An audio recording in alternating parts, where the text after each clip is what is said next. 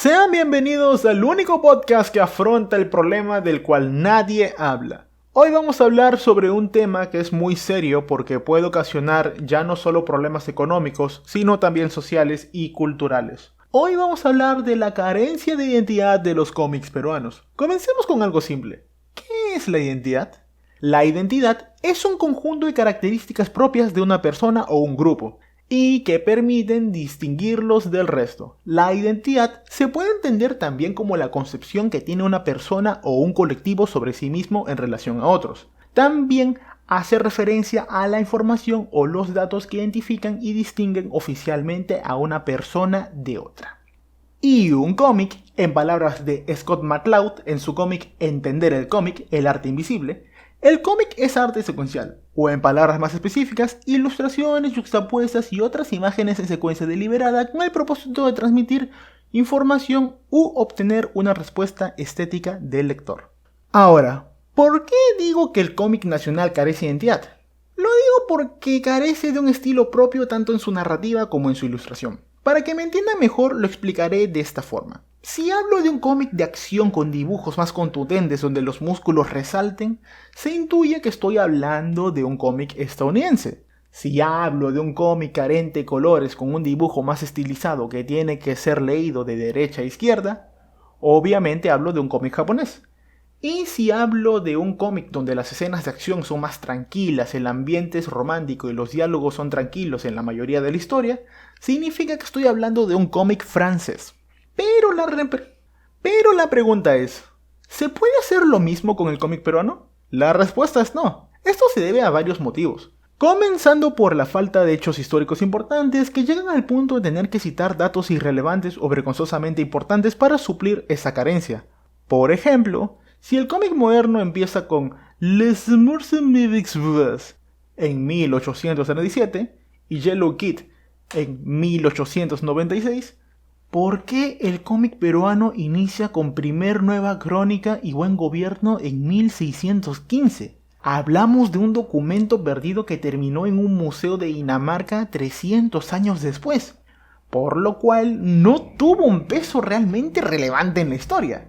Para empeorar las cosas, se sigue citando hechos históricos que no son relevantes, como la primera vez que se usó un globo de voz en 1922. Para colmo, los libros sobre la historia de la historieta en Perú son de difícil acceso, nadie los ha pirateado y llevan más de 15 años sin ser actualizados. Si bien es cierto, revistas como Avanzada fueron importantes en la historia del cómic peruano, lamentablemente Avanzada solo duró 10 años. Ahora quiero hablar de la homología en arquetipos, específicamente en los cómics de superhéroes, porque es el género más conocido que al mismo tiempo más se vende. Mencionaré a 3 arquetipos para no complicarme: el de Superman, el de Batman y el de Spider-Man. Primero tenemos al superhombre con la característica principal de ser un ser con una fuerza sobrehumana, con las habilidades secundarias de tener velocidad sobrehumana y la capacidad de volar. Esto se refleja en homólogos de Superman, como Sentry, Immortal Man, Imperium, Homelander, etc.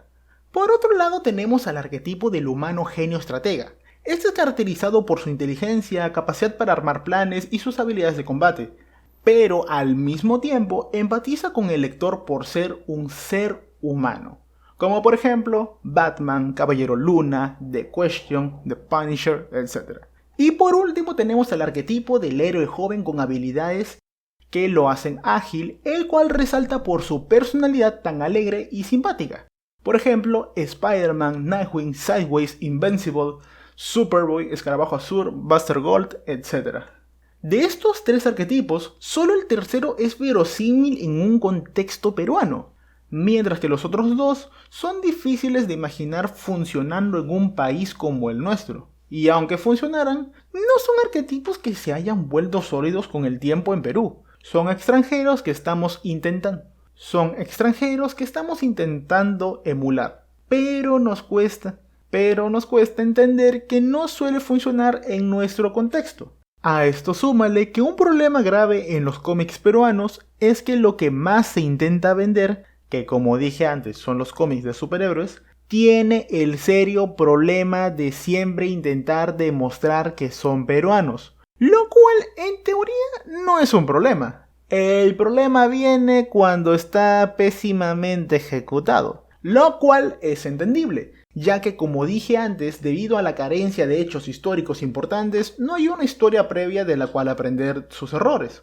A veces pareciera que cuando un peruano intenta crear un cómic de superhéroes, tuviera esa obligación de asociarlo íntimamente a la cultura incaica, cuando en realidad deberían concentrarse en simplemente crear un superhéroe bien escrito, con historias interesantes y por último decir que es peruano y punto.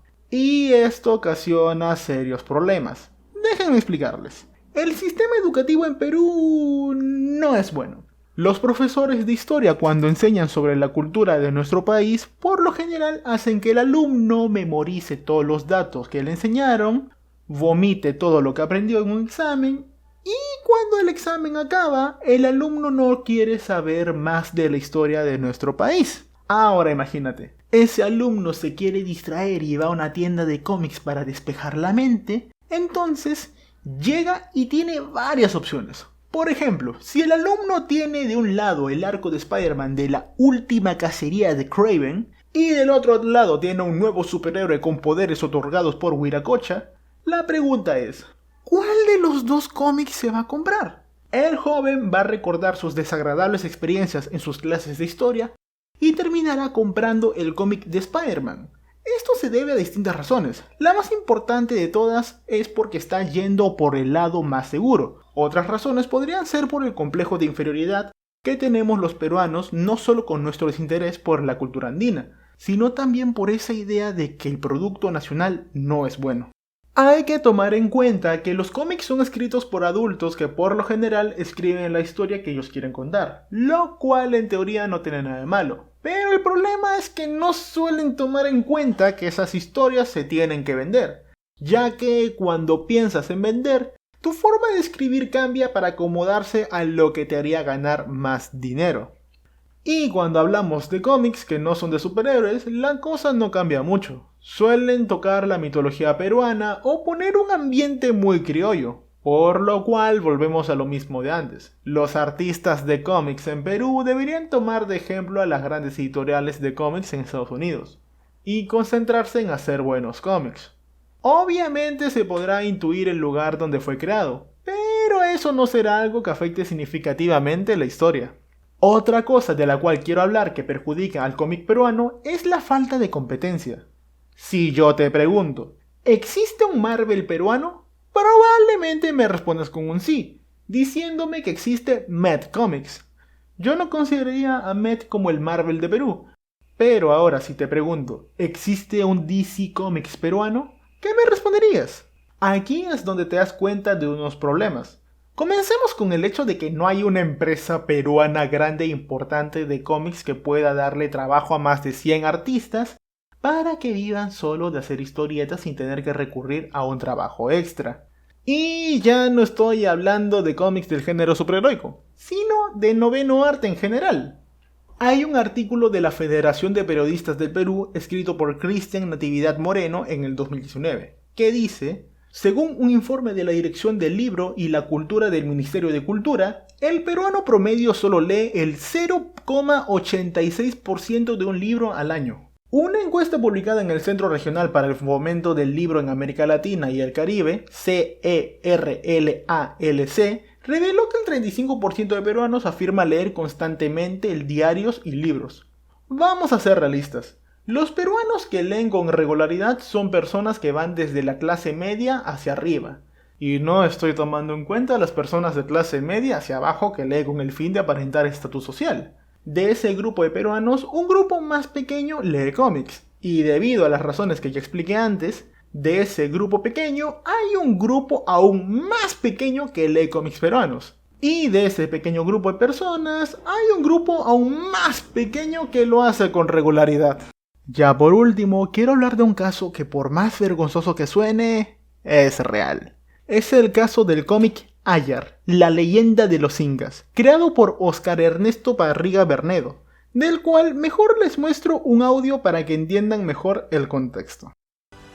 Nosotros produciríamos 1 millón de estos ejemplares, Lo venderíamos en Arequipa, seríamos millonarios, produciríamos nuevos ejemplares, seríamos más millonarios y todos viviríamos felices para siempre. Sin embargo, esa fórmula no funcionó. A duras penas pudimos conseguir quien nos preste para hacer los primeros 1000 ejemplares. Sí, los dejamos por toda Arequipa. Después de una semana fuimos a cosechar el fruto de nuestro esfuerzo y nos dimos cuenta que nadie había vendido nada. Que no va a funcionar porque el mercado no te está pidiendo eso. Actualmente el mercado no te pide lo que tú estás produciendo. Busca los nichos de mercado. Entonces sí, o sea, ahí como que vuelve el profesional que tenía que ser. Pero si Perú no me compra, que es lo principal que tiene que comprarme, ¿cómo me va a comprar una empresa de afuera? Cuando tú eres contador, o sea, míralo como una empresa. Me parece que tu producto tiene potencial. Y hay algo que me di cuenta, o sea, el mercado no era Perú, ¿no? Y ahí me encontré con la Comic Con de San Diego, que no la tenía mapeada para nada. Pero dije, bueno, este es un buen lugar para ir. Llegué a la Comic Con y ahí me di cuenta del mercado al que estaba ingresando, ¿no? O sea, todo era cómic, todo era arte pop, todo era apreciado, o sea, el producto era apreciado. Mi producto llegó en castellano, ni siquiera llegó en inglés. Bueno, eso fue un acto de desesperación más que un acto de ingenio, como algunos lo llaman. Se me vino a la mente Machu Picchu, que era lo que más conocían los amigos americanos, y dije Machu Picchu Comics. Entonces comencé a gritar Machu Picchu Comics, y la gente comenzó como que a prestar atención a lo que nadie en la Comic Con estaba haciendo, que era salir a vender el producto. Porque en la Comic Con son stands y la gente va y compra y se acabó. Pero yo era el primer jalador que habían visto en su vida, creo. Entonces yo, Machu Picchu Comics, The Incas Legends. Entonces ya la gente comenzó a mirarme, vino uno, compró, se fue, luego vino por los siguientes números y luego comencé a vender y cuando menos me di cuenta lo había acabado todo. Lo que llevé en 2-3 horas ya lo había acabado. Llevé 1500 ejemplares a $5 cada uno. Es que fue todo tan rápido que ni siquiera me di cuenta. O sea, cuando yo comencé a vender, comencé a meter el dinero en donde tenía bolsillos, en mi mochila. Y cuando ya vinieron las últimas personas a comprar, yo ya no tenía material. Y cuando comencé a ver mis bolsillos estaban súper llenos. Y dije, wow. Así es. Ellos tuvieron que vender su cómic en Estados Unidos, lo cual está genial por ellos, porque les fue bastante bien. Vendieron todo y ganaron mucho dinero. Pero al mismo tiempo demuestra algo muy triste. Eso fue que los extranjeros estaban apreciando más nuestro propio producto que nosotros mismos. Eso ha sido todo. Gracias.